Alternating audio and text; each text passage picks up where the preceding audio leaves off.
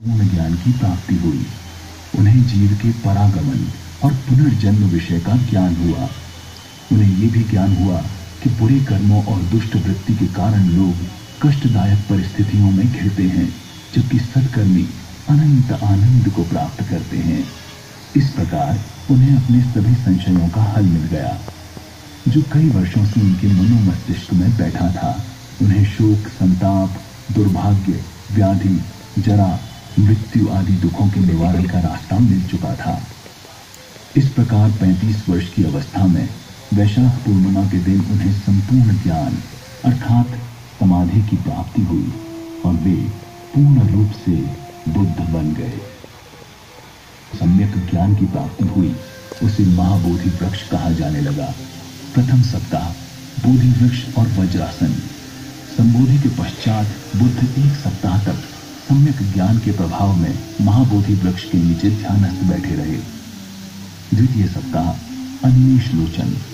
द्वितीय सप्ताह में महाबोधि वृक्ष पार्श्व में खड़े होकर बुद्ध ने करुणा और कृतज्ञता के साथ आंखों को अन्वेष केंद्रित करने की यौगिक क्रिया का पालन किया। यही बाद में सभी जीवों के प्रति करुणा और कृतज्ञतापूर्ण व्यवहार संबंधी उनके उपदेश का मूल मंत्र बन गया। तृतीय सप्ताह चंकमण। इस तृतीय सप्ताह में बुद्ध ने बोधि वृक्ष के पार्श्व में चलते हुए ध्यान करते और चिंतन मनन करते व्यतीत किया। चतुर्थ सप्ताह रत्नधर। बुद्ध का चतुर्थ सप्ताह पत्थर पर ध्यान केंद्रित करते हुए समाधि में व्यतीत हुआ।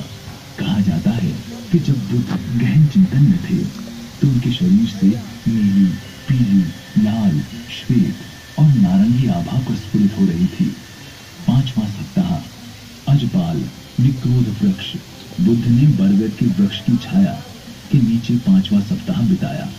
ये वह स्थान है जहां बुद्ध ने एक ब्राह्मण को उत्तर दिया कि केवल कर्मों से न कि जन्म से व्यक्ति परिपूर्ण ब्राह्मण हो जाता है। षष्ठम सप्ताह मुचलिंद सरोवर। इस कालावधि में बुद्ध ने महाबोधि वृक्ष के दक्षिण में स्थित मुचलिंद सरोवर के पास ध्यानस्थ होकर बिताया। बुद्ध जब ध्यानस्थ थे उसी समय प्रचंड तूफान आया। कहा जाता है कि नागराज मुचलिंद ने बुद्ध पर अपना फण छत्र लगाया ताकि आंधी पानी की तीव्रता से उन्हें बचाया जा सके। सप्तम सप्ताह राजा यतन वृक्ष। महाबोधि वृक्ष के दक्षिण पूर्व में स्थित राजा यतन वृक्ष के नीचे सातवें सप्ताह में बुद्ध ने समाधि लगाई। कहा जाता है कि इस समय बर्मा के दो वणिक टपुरूप और मलिक जो वहां से गुजर रहे थे ने बुद्ध को चावल की खाद्य सामग्री और मधु अर्पित किया। बाद में बुद्ध और धम्म की शरण में गए। वे संघ में सम्मिलित नहीं हो सके क्योंकि तब तक संघ नहीं बना था।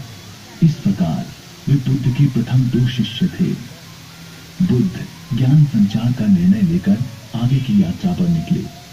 वे सबसे पहले सारनाथ पहुंचे और यहीं उन्होंने पहला धर्मोपदेश दिया, जिसे धर्म चक्र प्रवर्तन की संज्ञा दी थी। यहीं उन्हें अपने 5 शिष्य मिले और यहीं उन्होंने 4 सत्य और अष्टांगिक मार्ग के संबंध में उपदेश दिया। ये 4 आर्य ही बौद्ध धर्म के मूल मंत्र हैं। 4 संसार में दुख है,